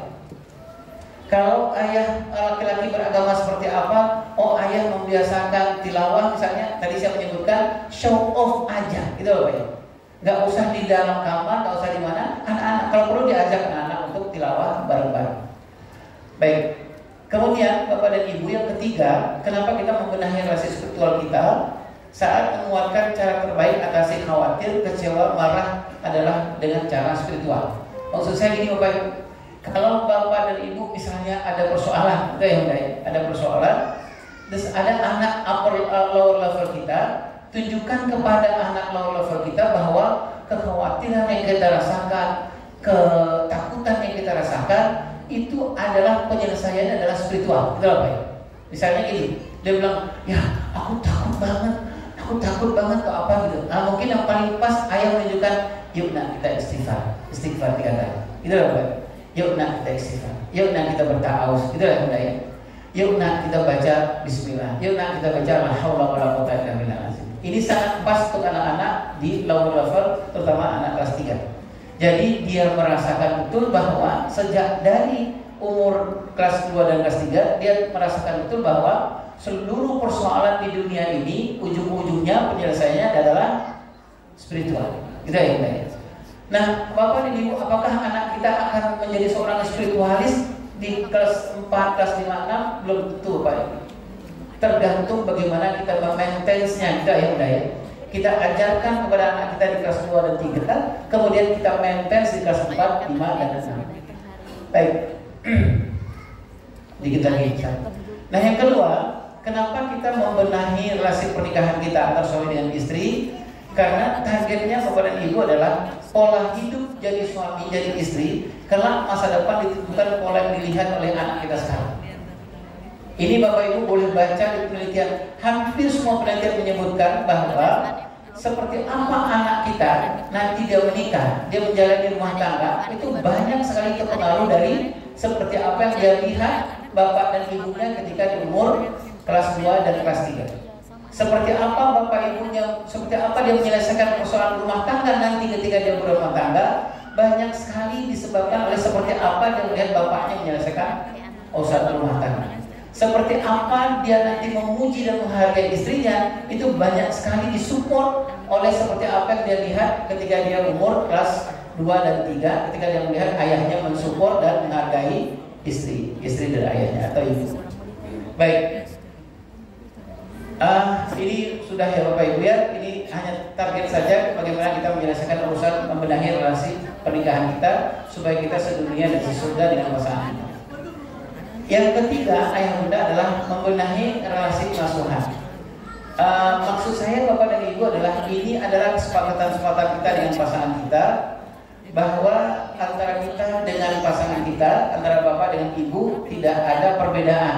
Misalnya gini, tidak ada lagi antara Bapak dan Ibu. Kenapa Bapak mengatakan kepada Ibu, nah nanti Dek, kalau nanti anakmu kelas 3 harus dihargai, gitu Bapak Ibu ya. Kenapa dihargai? Si bapak bilang ke istrinya, karena anakmu di kelas 3 itu secara emosional yang dia butuhkan adalah harga diri, makanya anakmu dihargai. Jadi ayah bunda, jangan ada lagi perbedaan antara suami dengan istri, bahwa target pengasuhan kita bukan itu, gitu loh Pak. Jadi misalnya gini, anaknya sudah kelas 3 SD, tetapi tiap dia bertanya antara suami dengan istri berbeda cara memperlakukannya. Si istri bilang kalau anaknya bertanya kelas 3, udah nih jangan banyak tanya, gitu ya, bapak dan ibu lagi sibuk gitu apa ya. Tapi bapaknya lain, ketika anaknya bertanya, bapaknya adalah membalikkan ke anaknya sesuai dengan apa yang tadi kita bicarakan. Kenapa berbeda suami dengan istri? Karena target pengasuhannya berbeda. Kalau bapak melakukan itu, targetnya adalah nanti anaknya itu menjadi anak yang tangguh, gitu ya. Anak yang tangguh itu adalah anak yang perkembangan emosionalnya, perkembangan intelektualnya lebih matang dari perkembangan biologisnya. Itu apa ya? Kenapa antara suami dengan istri misalnya bersepakat bahwa anak-anak yang kelas 1 ke bawah dipuji, anak-anak yang kelas 2, 3 ke atas itu dihargai. Kenapa itu sepakat? Karena sepakat suami istri bahwa nanti anak-anak kita akan menjadi anak yang tangguh, yang kematangan emosionalnya lebih matang dari perkembangan biologisnya. Yang kedua, ayah dan bunda adalah perlunya kita membenahi relasi spiritual adalah mengasuh sesuai dengan manualnya Allah. Tadi sudah kita bicarakan kepada ibu ya. Kalau kita punya anak mau sampai 7 tahun, apa yang diinginkan Allah, kita pakai itu lebih dahulu. Kemudian kalau anak kita umur 9 sampai umur 15 tahun, apa yang diinginkan Allah, kita pakai kurikulum itu lebih dahulu. Tadi saya menyebutkan dari awal, anak mau sampai 7 tahun, bapak ibu cari, karena anak itu miliknya Allah, apa yang Allah inginkan, itu bapak ibu. Kalau anaknya umur 8 sampai 15 tahun, bapak dan ibu cari apa yang diinginkan Allah. Karena Allah punya anak Allah milik, anak itu miliknya Allah. Sudah barang tentu kita melatihnya, mengasuhnya sesuai dengan apa yang diinginkan oleh Allah Subhanahu wa taala. Baik. Nah, Bapak Ibu yang dimuliakan Allah Subhanahu wa taala, ini yang saya sebut ini Bapak Ibu bisa lihat di Cordova. Ini kita membedakan mana mengasuh anak laki-laki dan anak perempuan seperti apa. Ya udah ya. Misalnya kita memperlakukan anak yang tadi anak kelas 3, grade 3, Bapak Ibu. Anak laki-laki, ayah dan bunda, perkembangannya sangat luar biasa. Dulu di awal-awal di usia dini itu anak perempuan yang majunya luar biasa. Tapi kalau anak 2 dan 3 itu anak laki-laki maju luar biasa. Anak laki-laki sangat sulit diatur. Betul Bapak dan Ibu? Anak laki-laki susah untuk rapinya, gitu Bapak Ibu ya. Awal-awal masuk kelas dimasukin bajunya, setengah jam kemudian yang setengah keluar, itu Bapak Ibu. Kemudian anak laki-laki akan menjadi pusat persoalan di kelas dan lain-lain. Nah, yang bunda yang bilang SWT, kalau kita tidak punya ayah dan bunda, dan kita tidak mengetahui dan tidak menggunakan ngurus anak laki-laki, pasti berbeda dengan ngurus anak perempuan, terutama nanti ketika anak kelas 3 ke atas. Ya udah ya, memperlakukan anak laki-laki pasti targetnya berbeda dengan ini Bapak Ibu sudah pernah melihat ayah dan bunda bahwa ini target kita untuk mendidik anak laki-laki. Ayah bunda, ada 7 target kita. Kemudian ada sekitar 7 juga target kita mengasuh anak perempuan. Baik, tadi apa yang kita siapkan, dan sekarang apa yang harus kita lakukan untuk menemani lower level. Satu, Bapak dan Ibu, salah satu kehadiran kita, kenapa Bapak Ibu hadir di sini adalah proyek besar ini untuk anak kelas 2 dan 3. Namanya Parenting Partnership. Kita anak-anak sudah berkembang luar biasa, dia mulai suka dengan dunia luar, anak kelas 2 dan 3, otomatis kita nggak bisa mengasuh anak kita sendiri lagi, gitu Pak. Dia butuh ada figur yang lain di luar. Nah, di luar itu di mana? Menurut hemat saya, yang paling harus kita bekerja sama itu dengan pihak sekolah. Kalau saya boleh mengatakan, ayah dan bunda, perjanjian kerjasama MOU menurut hemat saya yang paling ketat itu ayah lakukanlah di usia lower level ini dengan bunda, dengan pihak sekolah. Sama-sama, karena apa? Bapak dan Ibu, kenapa kita harus berjanji sangat dekat dengan pihak sekolah? Karena tadi saya menyebutkan 5 potensi yang Allah berikan berkembang luar biasa, ya, kelas 2 dan kelas 3. Jadi kita ingin sampaikan kepada pihak sekolah, wahai pihak sekolah, ini yang kami lakukan secara emosional. Pihak sekolah mengatakan ini yang kami lakukan secara intelektual. Menurut hemat saya, bukunya harus sama, pegangannya harus sama, kesepakatannya harus sama. Baik.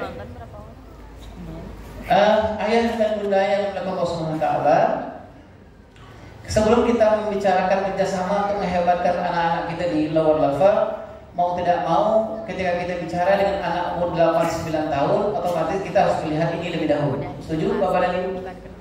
Jadi anak kita yang kelas 2 dan 3 itu mau tidak mau kita lihat dulu apakah dia mendapatkan ini nggak ketika dia di usia sebelum kelas 2 dan kelas 3. Ya.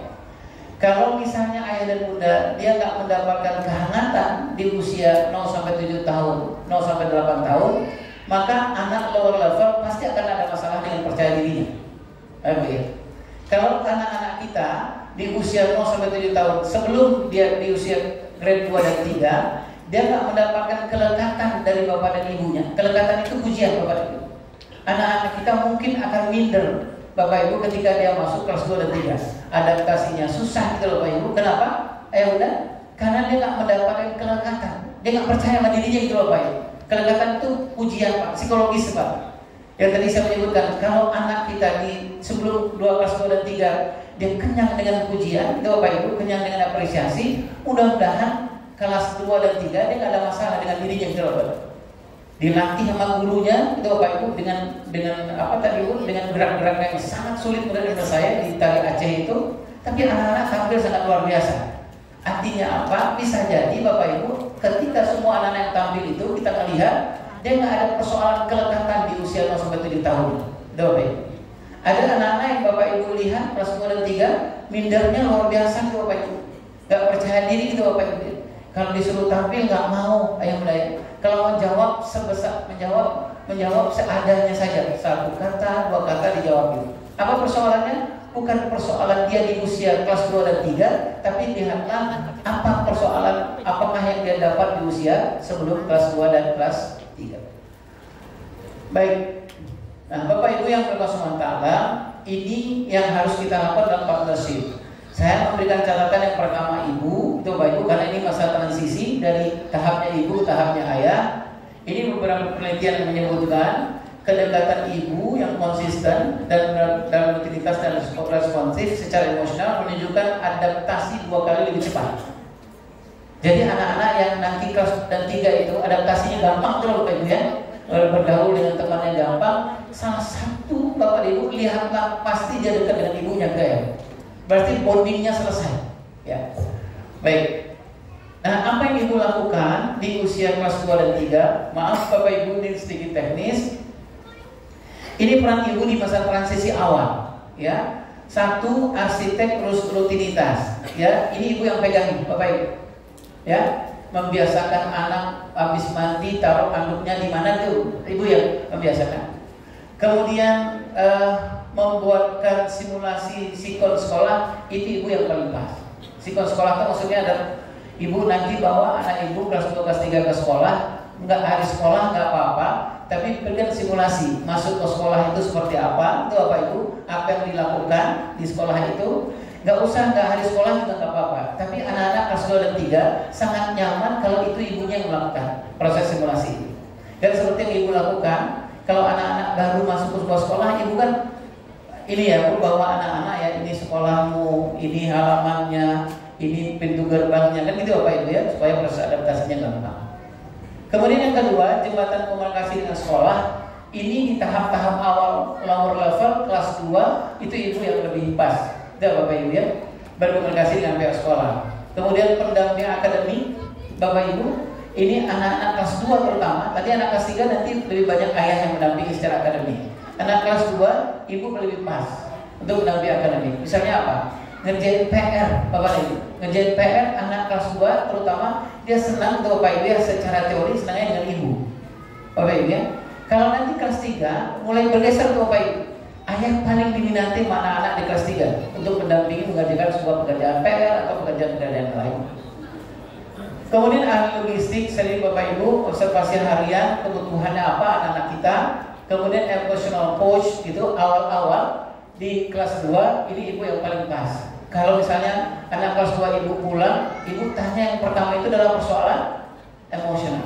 Jadi misalnya ibu tanya, gimana tadi nak, kamu bahagia nggak di sekolahan? Itu Bapak Ibu ya. Ini paling disenangi oleh anak-anak di usia-usia di level di grade 2. Nah, ayah dan bunda yang untuk sementara, ini peran ibu yang dibawa adalah strateginya di masa transisi ini, nyamankan di pagi hari. Ini penting sekali ibu. Jadi anak-anak yang terutama di level di grade 2 itu, grade 1, grade 2, kelas 1, kelas 2, menurut amal saya pagi hari ini ibu harus benar-benar dalam keadaan yang nyaman, sehingga membuat anak kita secure gitu Bapak Ibu. Jadi ibu kerjasama dengan pihak ayah, jangan ibu susah senyum bagi anak-anak di level-level ini waktu pagi hari. Berikan dia kenyamanan secara psikologis ya di usia-usia ini. Kemudian memastikan titik kumpul. Titik kumpulnya maksudnya kalau anak-anak nanti pulang sekolah, ibunya ada di mana. Kalau ibu jemput gitu Bapak Ibu ya, pastikan ada di mana. Jangan ibu-ibu misalnya pindah, bagi anak-anak itu sangat mengkhawatirkan. Nanti ibu pindah nongkrong dengan temannya, tadi janjiannya di sini gitu Bapak Ibu ya, tapi pindah nanti nongkrongnya ke ujung sekolah, misalnya itu nggak terlalu baik pada anak-anak di usia lower level. Kemudian pas positifkan pulang sekolah. Jadi pulang sekolah itu sama seperti pagi kita berangkat, pastikan anak-anak kita dalam keadaan secure gitu Bapak Ibu ya, nyaman secara psikologis. Jadi berangkatnya nyaman, pulangnya juga nyaman. Artinya apa? Tadi saya menyebutkan kalau masa transisi ini baik ibu lakukan, persepsi anak terhadap sekolah akan jadi masalah. Baik. Ini yang dilakukan ayah. Ini penelitian yang disebutkan di bawah ini, Bapak Ibu, terutama figur ayah membantu mengurangi kecemasan separasi, separate anxiety.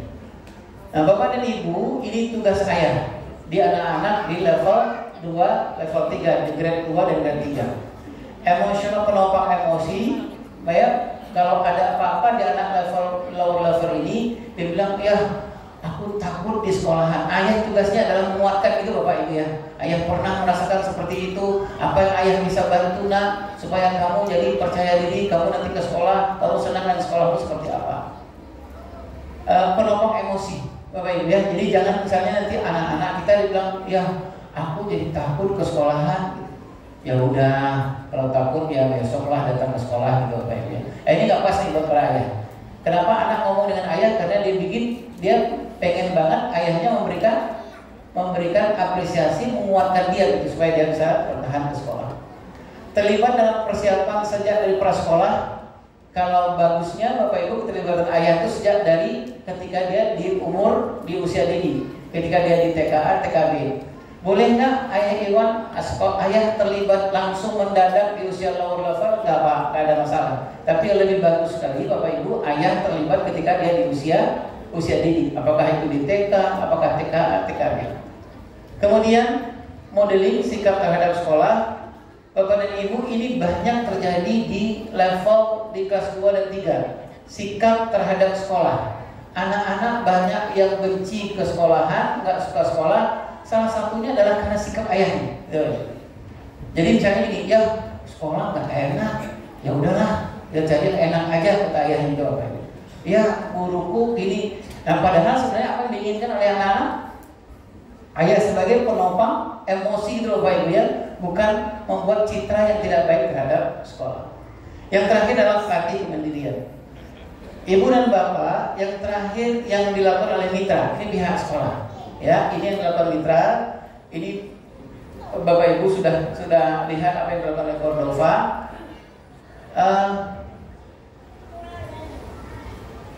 Maaf Bapak Ibu. Nah ini dilakukan oleh sekolah. Saya ambil satu proyek di Bandung, itu Bapak Ibu. Ini proyek belum 1 hari namanya. Itu berhasil menurunkan 70% anak-anak separation anxiety itu turun. Mau kelas 1, kelas 2, dan ketiga dia nyaman di sekolahan. Ini yang dilakukan oleh pihak sekolah, lingkungan aman dan nyaman. Bapak Ibu pasti melihat di Cordova seperti apa usaha untuk memberikan anak-anak aman secara fisik dan nyaman secara psikologis. Saya menuliskan di sini desain kelas yang home line, di sana zona pakai tangga, kita melihat ada tanda-tanda di Cordova. Kemudian pendamping emosional dan sosial, ayah dan bunda. Kalau saya pernah dulu melakukan di sekolah, body system ini saya lakukan. Ada anak-anak yang kalau anak kelas 2 dan 3 itu didampingi oleh gurunya, dia nggak terlalu nyaman. Tapi dia senang sekali kalau didampingi oleh body systemnya kakak kelasnya, gitu Pak. Nah ini yang sering kita sebut dengan proses ta'ahi itu, proses one help one, proses mix kelas gitu Bapak. Jadi ada anak-anak yang suka itu kalau kakak kelas yang di atas membantu dia, yang misalnya apakah menenangkan dia atau yang lain-lain. Kemudian transisi bertahap, sekolah sudah barang tentu sekolah yang baik dan benar menurut hemat saya, dia bisa membedakan masa transisi yang saya sebutkan tadi itu. Dari masa memuji ke masa menghargai, dari masa membantu, dari masa menjadi seorang guru ke masa menjadi seorang coach gitu Bapak Ibu. Ini masa transisi yang dilakukan oleh pihak sekolah. Saya beri contoh lagi Pak Ibu. Ketika misalnya anaknya kelas 1 SD, pihak sekolah masih tetap membantu anak dengan cepat. Tapi kalau anaknya sudah masuk kelas 2, kelas 3, pihak sekolah mulai merubah gitu Bapak Ibu ya. Dia apa yang ditanyakan anak-anak nggak langsung dijawab dengan cepat. Karena apa? Tahap perkembangannya memang sudah sangat berbeda. Nah, yang menjadi tantangan Bapak Ibu adalah ada sekolah-sekolah yang tidak memiliki transisi bertahap ini, Bapak Ibu. Jadi perlakuan terhadap anak TK sama aja dengan perlakuan anak kelas 3 gitu Bapak Ibu. Jadi dengan mengalami transisi apa-apa, padahal anak-anak mengalami masa transisi gitu Bapak Ibu. Dari rasa ingin tahu yang nggak besar menjadi rasa ingin tahu yang besar. Berbeda ini Bapak Ibu, berbeda. Sudah barang itu kita juga berbeda mendekati anak.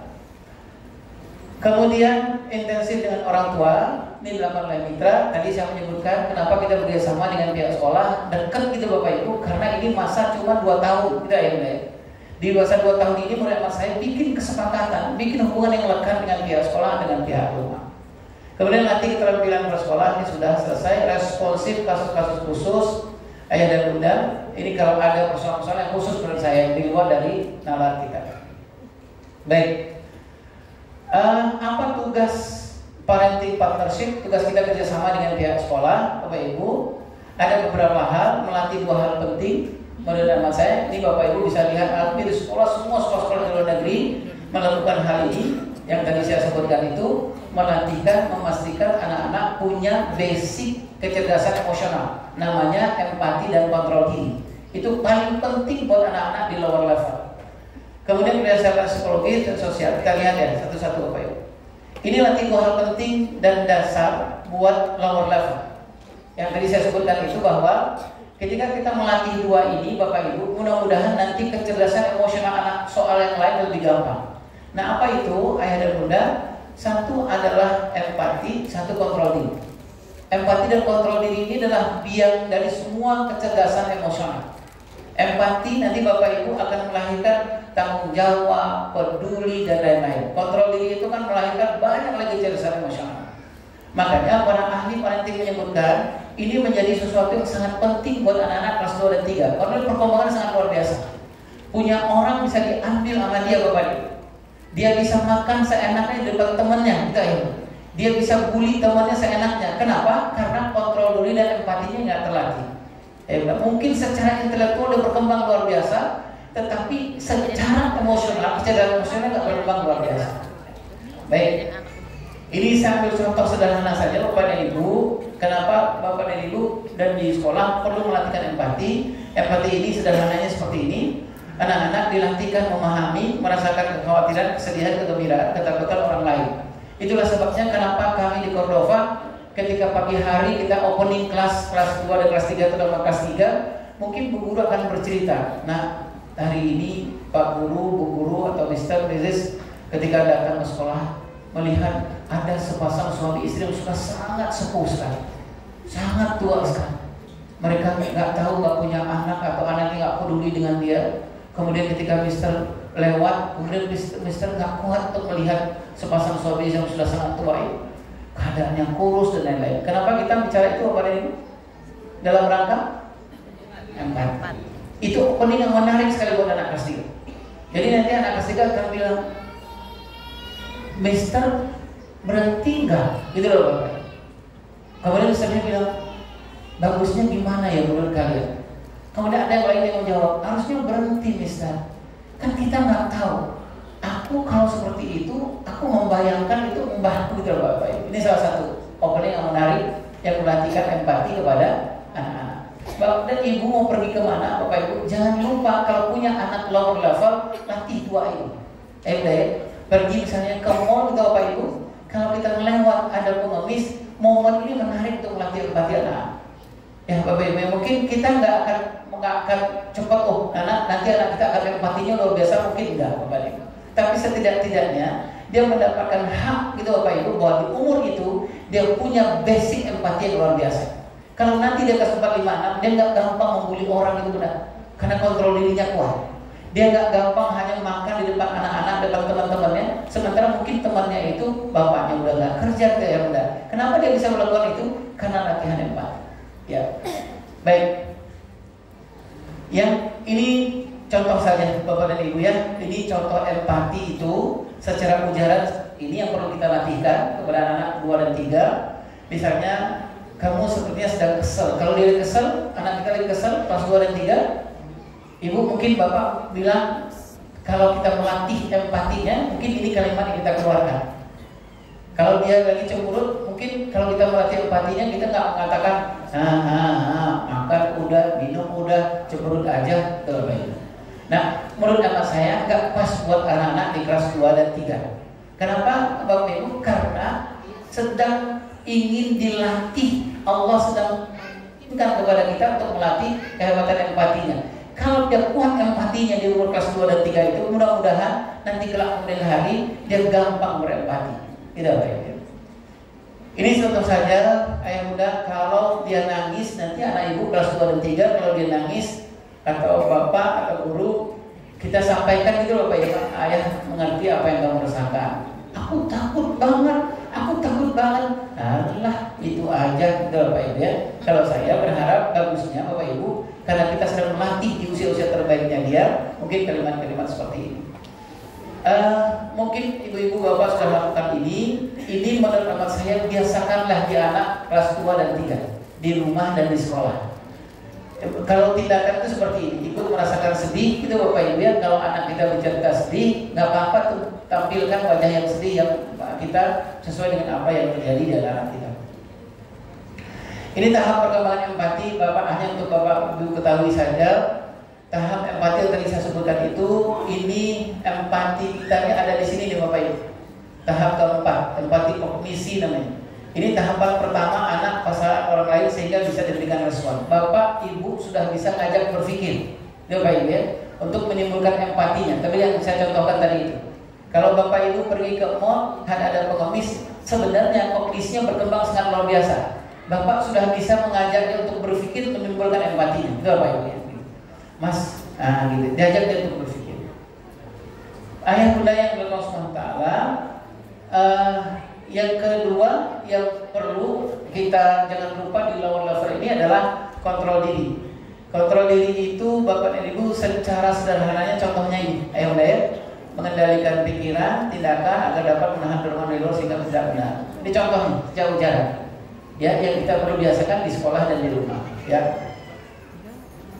Misalnya ambil contoh ya Bapak Ibu, di sekolahan ada anak-anak yang sedang cekcok itu Bapak Ibu ya. Mungkin gurunya nggak langsung memisahkan, tapi secara ujaran kita bisa melatih atau kita latih kepada anak-anak bahwa saya sedang marah sekarang, boleh nggak gitu ya, saya butuh diam sebentar, gitu ya Bapak ya. Ini melatih kontrol diri pada anak. Bapak Ibu, di tahap perkembangan kontrol diri, ini kontrol diri kita ada di sini. Di tahap yang keempat ini, sadari dorongan dari dalam. Aku udah bisa mengarahkan perilakuku dan mengatur dorongan dari dalam. Sebenarnya anak di usia ini kontrol diri udah bisa ya. Cuman persoalannya mau nggak kita memberikan rangsangan kepada anak kita, ya. Tadi saya menyebutkan ini punya bapak atau ini punya siapa, bila Bapak Ibu ya. Sebenarnya anak-anak sedang berkembang di usia-usia kelas 2 dan 3. Ayah Bunda, ini beberapa persiapan yang mungkin Bapak Ibu sudah lakukan untuk anak kelas 2 dan 3, menyiapkan secara psikologis, membangun rasa aman. Tadi sudah kita bahas, latih kemandirian anak-anak kita. Kalau ini sudah ya Bapak Ibu lakukan di rumah, memakai seragam sendiri dan lain-lain. Kemudian ayah bunda berdasarkan spiritual, sosial, emosional, ajak bangun hubungan dengan Allah. Apa contohnya ayah ibu anak kelas 2 dan 3? Bapak ibu ajak misalnya bapak untuk yang mulai bareng-bareng tahajud, sudah pas untuk nak lower level, pas pak.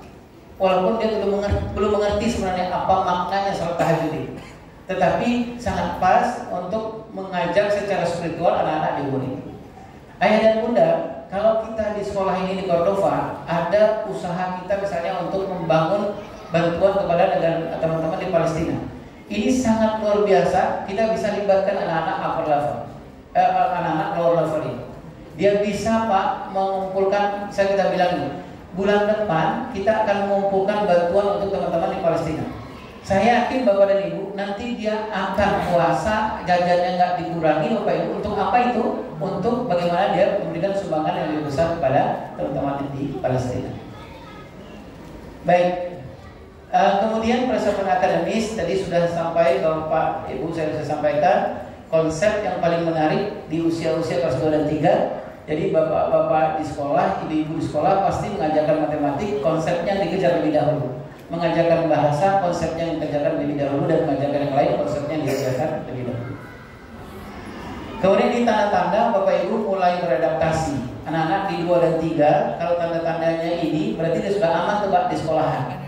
Mulai bercerita soal sekolah. Bapak Ibu pernah ngalamin ini? Anak-anak sudah mulai cerita soal sekolah? Misalnya dia mulai aman, dia senang di sekolahan gitu. Berarti relatif anak-anak kelas 2 dan 3 kita sudah baik. Tertarik dengan aktivitas sekolah, tidak lagi menangis dan sejenis. Ayah bunda yang dirahmati Allah SWT, mungkin itu yang bisa saya sampaikan. Mungkin sedikit teknis kepada ibu, tapi mau tidak mau harus saya sampaikan ini kepada ibu, karena anak-anak di kelas 2 dan 3 ini yang sering disebut dengan lower level ini, kalau kita abai nanti akan bermasalah di masa dewasa. Jadi ini masa kita cuma 2 tahun Bapak dan Ibu. Ayo kita pelajari sama-sama gimana cara menguji anak-anak, bagaimana mengembangkan sosial anak-anak, bagaimana mengembangkan intelektualnya, dan bagaimana mengembangkan fisik dan secara emosionalnya. Itu mungkin Bapak Ibu yang saya sampaikan. Wallahu a'lam bishawab. Assalamualaikum warahmatullahi wabarakatuh.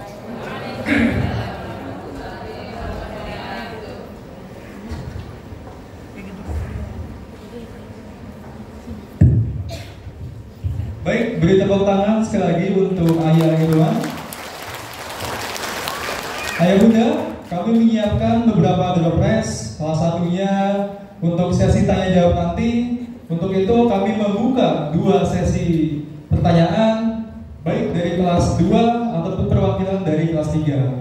Mungkin ada yang ingin bertanya dari barisan kelas 2 mungkin. Baik, Ayah.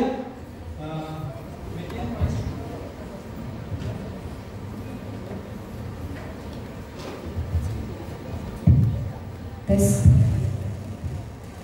Sini. Lihat sini apa?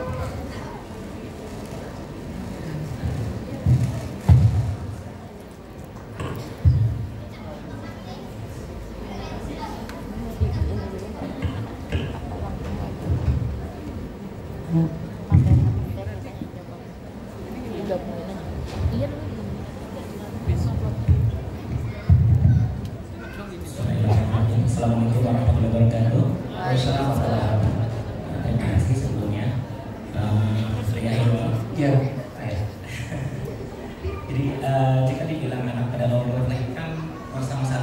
ya. Ya. Mungkin bagi kami orang tua tahun 80-90-an juga ini merupakan masa transisi bagi kami. Gitu. Jadi kita ingat ketika kecil kita selalu diminta untuk selalu patuh sama orang tua, nurut sama orang tua, pokoknya dengerin orang tua. Tanpa mungkin kita dapat timbalan dari orang tua mengerti kita enggak. Gitu. Tapi sekarang ketika kita sudah menjadi orang tua, akhirnya kita mulai sadar, oh ternyata ada loh parenting yang apa ya, bisa menjadikan anak-anak kita tuh menjadi lebih baik. Jadi kita pada masa anak ibadahnya secara mental mungkin kita kekurangan, tetapi itu belum matang. Kita sudah menjadi orang tua dituntut sekarang mengerti anak, gitu. Mungkin ini juga jadi apa ya, tantangan juga bagi kami sebagai orang tua ya. Dan alhamdulillah parenting ini saya juga mulai untuk berdalam.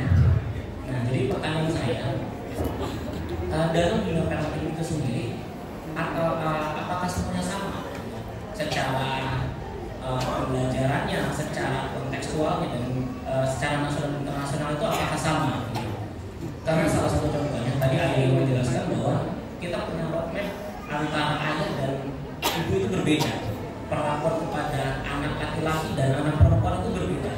Tetapi saya pernah mengikuti beberapa parenting bahwa sama saja, nggak ada yang beda. Kita mau perlakuan anak laki-laki dan perempuan sama, peran ayah, peran ibu sama. Gitu. Ada lagi parenting yang bilang anak-anak usia dini jangan pernah dibilang jangan, nggak boleh dilarang, biarkan saja. Tetapi di parenting yang lain ada yang bilang nggak apa-apa, anak harus mulai tahu, karena di Al-Quran itu disebutkan bahwa ya gunanya harus bila, jadi harus ada larangan di situ, tapi harus ada penjelasan setelahnya. Makanya di Al-Quran dibilang dinasihatkan, lazim informasi, jadi harus ada penjelasannya. Nah, jadi mungkin itu pertanyaan saya, apakah di dunia parenting itu seragam atau sama? Karena ini juga nantinya akan menjadi pilihan kita dalam mendidik anak kita secara lebih baik. Paling itu saja. Ya, assalamualaikum warahmatullahi wabarakatuh. Terima kasih Ayah. Mari kita tepuk tangan buat Ayah. Masya Allah. Ayah, pertanyaan yang sama sebenarnya pernah ada dalam diri saya ya. Gitu. Ini parenting banyak banget ya. Ini sama apa enggak? Kalau yang kita baca di parenting yang di Terbiatul Aulad itu ya,